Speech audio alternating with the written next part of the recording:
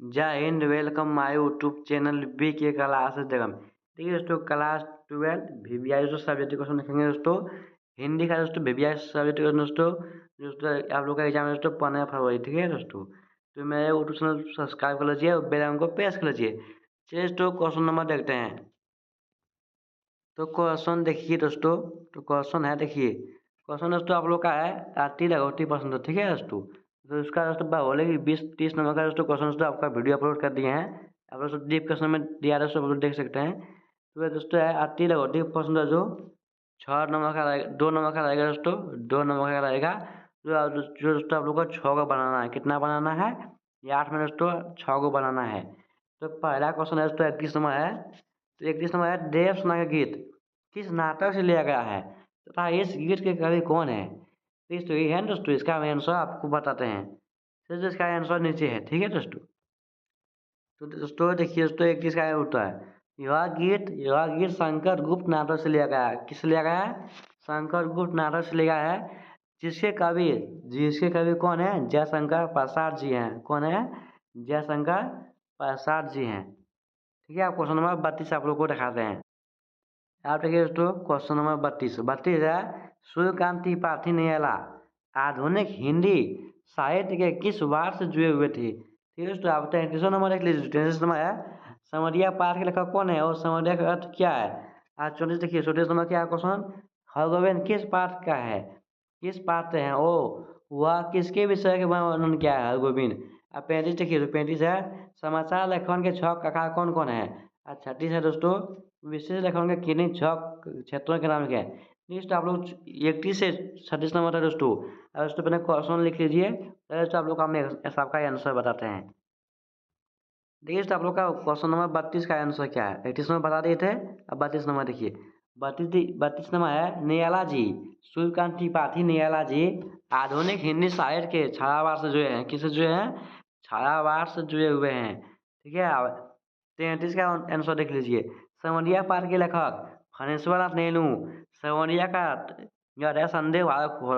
इस संवरिया का है, तो संवरिया का है संदेश वाहक। ठीक है, अब है क्वेश्चन नंबर 34 है, हरगोविंद संवरिया पाठ का पाठ है। किसका पाठ है? संवरिया का। तो संवरिया दोस्तों फणेश्वर नाथ रेणु लिखा था। किसने लिखा था? फणेश्वर नाथ रेणु ने जो संवरिया लिखा था दोस्तों, वह बही बहुया विषय में वर्णन करता है। कौन? हरगोविंद बही बहुया विषय में वर्णन करता था। ठीक है, अब है क्वेश्चन नंबर 35 देखिए, समाचार के 6 काका हैं। कौन कौन है? पहला किया, दूसरा कौन, तीसरा किसने, चौथा कहाँ, पांचवा कब और छठा क्यों कैसे। ठीक है दोस्तों, यहाँ पर तो 6 काका याद रखिएगा दोस्तों, 2 नंबर पक्का आएगा। ठीक है दोस्तों, 2 नंबर आएगा। तो पहला कौन है, क्या, कौन, किसने, कहाँ, कब, क्यों, कैसे। ठीक है दोस्तों, याद लिए दोस्तों। अब है 36 से हम 36 का आंसर देखते हैं। 35 हो गया दोस्तों, 36 है, विशेष लेखन के 6 क्षेत्र हैं। 6 क्षेत्र कौन कौन है? खेल, कारोबार, सिनेमा, स्वास्थ्य, विज्ञान एवं पर्यावरण। दोस्तों आप लोग चीज विशेषण लिखेंगे 6 क्षेत्र और समाचार लिखेंगे 6 प्रकार। ये दोनों में दोस्तों आप लोग एक देगा। ठीक है दोस्तों, इस दोनों में वो आप लोग को याद रखना है। हाँ, और देखिए दोस्तों, अब अगला क्वेश्चन देखेंगे जो लघु उत्तरी क्वेश्चन का। अब देखिए दोस्तों, अगला क्वेश्चन है लघु उत्तरी प्रश्न उत्तर। क्या है? लघु उत्तरी। लघु उत्तरी दोस्तों 6 या 18 नंबर। देखिए दोस्तों, 3 नंबर का क्वेश्चन आएगा दोस्तों, आपको 6 को बनाना है। एगो बनाना है, 6 को बनाना है दोस्तों, 18 नंबर दोस्तों आपको मिलेगा। तो 39 नंबर क्वेश्चन देखते हैं। 39 नंबर है, मैंने भाव से जीवन संचित मधुकरियों की भीख लुटाई, कौवा पंक्ति का भाव स्पष्ट करें। क्या बोला है? इसका भाव स्पष्ट करें। तो इसका भाव दोस्तों हम लोग स्पष्ट करेंगे। और दूसरा क्वेश्चन देख लीजिए, 40 नंबर, जहाँ पहुँच अनजान शिक्षित हो मिलता है, एक सहारा वहाँ पंक्ति का आशय स्पष्ट करें। ठीक है, अब एक 40 नंबर देख लीजिए, सूर्यकांत त्रिपाठी निराला जी का संक्षिप्त जीवन का परिचय लिखें। पूछा है सूर्यकांत त्रिपाठी निराला का उसका जीवन का परिचय लिखना पड़ा है।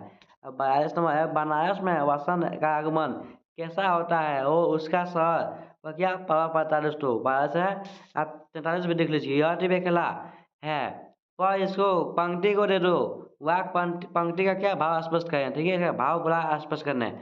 44 भी देख लीजिए, वसंत आया, वसंत आया किसकी कविता है? वो कवि को वचन आगमन की सूचना कैसे मिलती है? दोस्तों आप लोग को 6 क्वेश्चन दोस्तों आप लिख लीजिएगा और इसका आंसर हम लोग देखते हैं। 39 नंबर का आंसर देखिए। तो 39 नंबर का आंसर देखिए दोस्तों। उत्तर है मैंने भाववश जीवन संचित मधुकरों की भीख लुटाई है। वहाँ का पंक्ति जयशंकर प्रसाद जी की है। किसकी है? जयशंकर प्रसाद की है।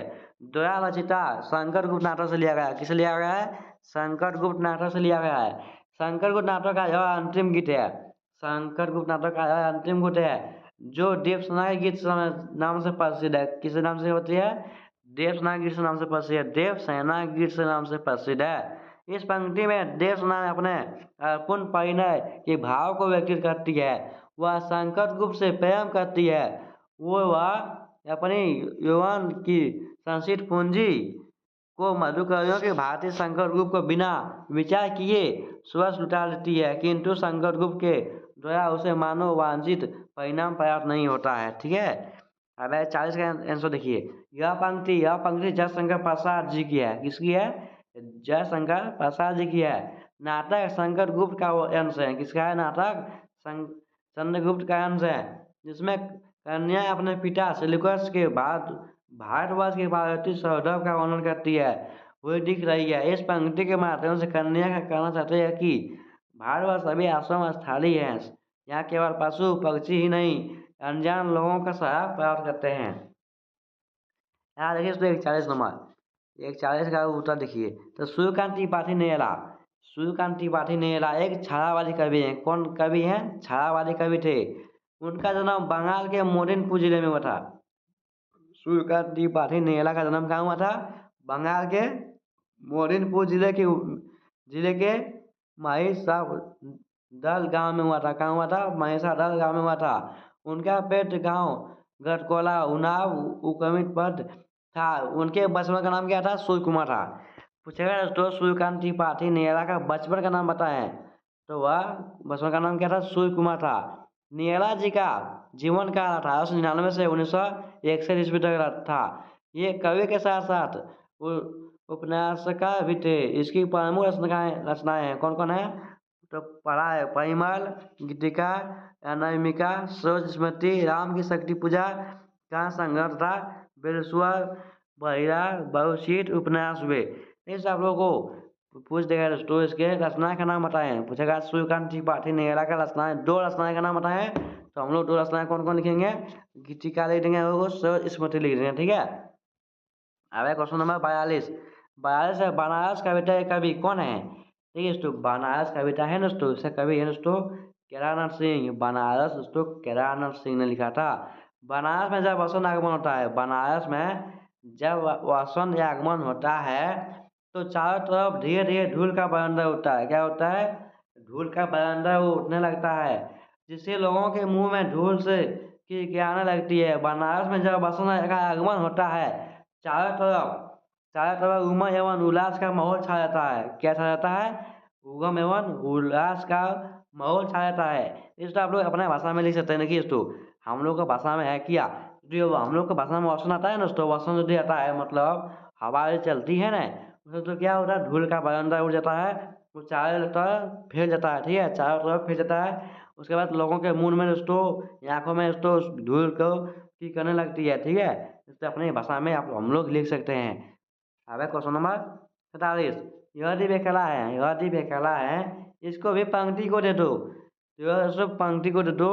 मैं कभी आगे का भाव नहीं था कि व्यक्ति का राष्ट्रीय समाज के बिना कुछ भी नहीं है। यहाँ दीप व्यक्ति का प्रतीक है। दीप क्या है? व्यक्ति का प्रतीक है। एवं पंक्ति समाज का। पंक्ति किसका है? समाज का। ठीक है, यहाँ दोस्तों एमसीक्यू पूछ सकता है। यहाँ दीप किसका प्रतीक है? तो व्यक्ति का प्रतीक है। ठीक है, आज पूछेगा यहाँ दीप किसका पंक्ति किसका है? तो समाज का है। ठीक है, पंक्ति समाज का है, प्रतीक व्यक्ति का है। अरे तो 44 नंबर ना, 44 नंबर देखिए कुछ 44 का उत्तर है वसुंधरा कविता लघवी शाह की है। वसुंधरा कविता दोस्तों लघवी शाह लिखा था। वसंत आगमन की सूचना कवि को सुबह जा रहे थे तो सड़क में सूफी पत्तियों जो पेड़ों के नीचे आकर चपाहट की आवाज करती है उससे तथा कैलेंडर से प्राप्त हुए। दोस्तों कभी को वस्तु आगमन का दोस्तों कैलेंडर से पता हुआ था वो, जब वो जा रहे थे ना सुबह, तो उसके पैर के नीचे दोस्तों, पैर के नीचे उसके दोस्तों पटियाँ दोस्तों उसका सपाट कर रही थी, ठीक है। वो दोस्तों कैलेंडर से भी पता किए थे। उसने किसी बंगले के अशोक के पेड़ पेड़ पर चिड़िया की आवाज़ सुनी। कहाँ सुनी? यदि पूछेगा दोस्तों, पूछेगा सूचना रघुवीर शाह को अशोक अशोक के पेड़ पर चिड़ियों की आवाज़ सुनी। कहाँ सुनी? पेड़ अशोक के पेड़ चिड़ियों की आवाज़ सुनी। सुबह 6 बजे गर्म पानी से नहाया हुआ नहा हवा का उसे अनुभव हुआ। जो है सुबह 6 बजे पानी नहा हवा का उसे अनुभव हुआ। इन सभी बातों से उसे पता चला कि वसंत आगमन हो रहा है। क्या हो रहा है? वसंत आगमन हो रहा है। ठीक है दोस्तों। या फिर दोस्तों आप लोग का डी डी प्रश्न आप लोग बताएंगे। अब जो 6 कंप्लीट हो गया, अब डी के प्रश्न देखिए दोस्तों, आप लोग का डी प्रश्न उत्तर है। क्या है? डी जो दोस्तों आप लोग का आएगा एग्जाम में, एग्जाम में पूछेगा दोस्तों 5 नंबर का दोस्तों क्वेश्चन लगेगा, 6 लगेगा, ठीक है दोस्तों। 6 में दोस्तों आप लोग को 4 बनाना है। कितना बनाएंगे हम लोग? 4 बनाएंगे जो 5 नंबर का है दोस्तों, 4 से 20 नंबर मिलेगा। तो दोस्तों कौन कौन हम लोग बनाएंगे? तो हम लोग पहले देखिए दोस्तों, हम लोग 48 नंबर से शुरू करेंगे। 48 नंबर है संवरिया की क्या विशेषता है? वो गांव वाले के मन में संवरिया के प्रति क्या धारणा है? स्पष्ट कीजिए। पूछा है तो संवरिया क्या कहता है? वो गांव वाले में मन के संवरिया क्या, गांव वाले के मन में संवरिया क्या प्रति का क्या धारणा है, उसे पूछा है। उसके बारे में हमको बताएं, बोले स्पष्ट कीजिए। तो देखिए दोस्तों, संवरिया के बारे में मतलब हम लोग स्पष्ट करते हैं। उसके बाद दोस्तों अगला क्वेश्चन देखेंगे। ठीक है दोस्तों, क्वेश्चन नंबर 48 का आंसर है, देखते हैं 48 का आंसर। तो चलिए दोस्तों 48 का आंसर देखिए यहाँ है। 48 का आंसर है संवरिया के लेखक फणीश्वरनाथ रेणु है। कौन है? फणीश्वरनाथ रेणु है। संवरिया अर्थात संदेश वाहक, प्राचीन काल में संदेश वाहकों को कागों को भेजा जाता है था। जब तब डाकघर आदि ही व्यवस्था नहीं थी। संदेश वाहक इस काल में दक्ष होते थे। वह तेज से स्थान पर उसे संदेश को अर्थात प्रस्तुत कर देता था। इस पाठ में संवरिया का नाम दोस्तों, संवरिया का नाम क्या था? हरगोविंद था। संवरिया का नाम पूछेगा तो हरगोविंद था। गांव के लोग संवरिया को उपनाम निथु, कामचोर अथवा पेटू के नाम से दोस्तों उसको पुकारे थे। उसको गांव वाले को दोस्तों रखते थे, व्यक्ति मानते थे। और दोस्तों कामचोर है, पेटू है, नहीं अच्छा है दोस्तों, गांव दोस्तों उसका उसका दोस्तों वह व्यक्ति था। उनके बारे में यही यह धारणा लगती थी कि जो कोई अच्छा काम नहीं कर सकता वह वही इस व्यवस्था को अपनाता था। दोस्तों ये जो संवरिया का दोस्तों इसका भार आप स्पष्ट कर दिए। चलिए दोस्तों आप 49 नंबर देखेंगे क्वेश्चन क्या है। देखिए दोस्तों 49 नंबर पूछा है नेहरू जी के द्वारा सुनाई गई कहानी को अपने शब्दों में लिखें। पूछा है दोस्तों अपने शब्दों में लिखने को बोला है। किसके शब्दों में? अपने शब्दों में लिखेंगे। आप 50 नंबर भी देख लीजिए। विशेष देखेंगे बसाओ वो शेर का प्रकाश डालें। पूछा है इसके पर प्रकाश डालें, ठीक है, वो भी लिखेंगे। यार दोस्तों हम लोग लिखेंगे क्या? ये हम लोग लिखेंगे। और क्वेश्चन नंबर 52 लिखेंगे क्या है? पथ लेखन। पथ लेखन लिखेंगे दोस्तों ग्रामीण विद्युत समस्या के बारे में दोस्तों, मतलब बिजली बिजली विभाग का दोस्तों हम लोग पथ लिखेंगे, ठीक है। तो हम लोग दोस्तों चलिए दोस्तों देखते हैं दोस्तों 3 क्वेश्चन क्या क्या है। ठीक है, आप चलिए दोस्तों 49 नंबर से शुरू करते हैं। चलिए दोस्तों 49 नंबर से देखिए भाई। 49 नंबर है नेहरू जी की धर्म चर्चा के दौरान एक कहानी सुनाई। किसे सुनाई? कहानी सुनाई। यह कहानी फ्रांस से विख्यात लेखक आर्नोल्ड द्वारा लिखी गई है। यह कहानी इस प्रकार है। पेरिस में एक गरीब कलाकार आता था। कहाँ आता था? पेरिस में एक गरीब कलाकार आता था। वह शहर में घूमकर अपने कर्तव्य दिखाता था।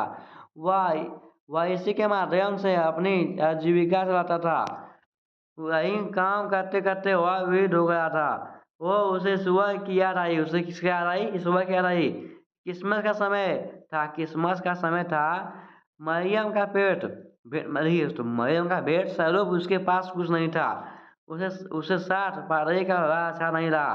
किंतु जीसस उस मारे को महत्वपूर्ण स्थान दिया। ठीक है, जैसे तो हम लोग को देखे थे क्वेश्चन नंबर 51। ये तो 51 लोग हम देखे थे। 51 में क्या था? 51 में था पत्रकारिता के प्रमुख प्रकार निम्नलिखित हैं। तो क्या है? तो इसका दोस्तों 5 नंबर मिलेगा दोस्तों। 5 लिख दीजिएगा ना दोस्तों, 5 नंबर आएगा।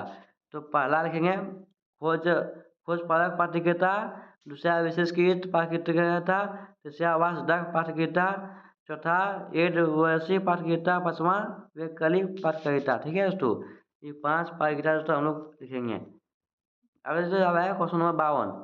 52 था दोस्तों, गाँव ग्रामीण बिजली समस्या को पढ़ लिखें। ठीक है दोस्तों, अब इसके बारे में पढ़ हम लोग लिखेंगे। तो कैसे लिखेंगे, देखिए कैसे लिखेंगे। तो सेवा में लिखेंगे, पहले सबसे ऊपर में लिखेंगे सेवा में विद्युत परियोजना विभाग। दोस्तों आप लोग का विभाग जहाँ होगा, पाकुड़ झारखंड जहाँ है दोस्तों। विषय विषय ग्रामीण बिजली समस्या से संबंधित पूछे गए हैं दोस्तों। हमारे ग्रामीण में बिजली की समस्या बहुत बढ़ गई है। क्या बढ़ गई है, उसके बारे में हम दोस्तों पढ़ लिख रहे हैं। ठीक है, अब है महोदय, उसके बाद कहेंगे महोदय, यह आपसे नम्र निवेदन है कि हमारे गांव में विद्युत समस्या बहुत बढ़ गई है। क्या हो रही है, समस्या बहुत बढ़ गई है, जिसके कारण हम बच्चों को पढ़ाई करने में बड़ी समस्या का सामना पड़ रहा है। हमको पढ़ाई करने में दोस्तों बड़ी समस्या का करना पड़ता है। अतः श्रीमान से नम्र निवेदन है कि हमारे गाँव की विद्युत समस्या को देखते हुए सावधान करने की कृपा करें। हमारे गांव की विद्युत समस्या को देखते हुए समाधान करने की कृपा करें, जिसके लिए हम ग्रामवासी आपके आभारी रहेंगे। जिसके लिए हम ग्रामवासी आपके लिए आभारी रहेंगे। उसके बाद दोस्तों यहाँ दिनांक लिख देंगे। उसके बाद हम लोग लिख देंगे पार्टी। उसके बाद लिखेंगे अपना आपका विश्वासी लिख देंगे दोस्तों। आप लोग का अपना नाम लिख लेंगे दोस्तों। आप लोग का वीडियो पसंद सब्सक्राइब कीजिए और शेयर कीजिए।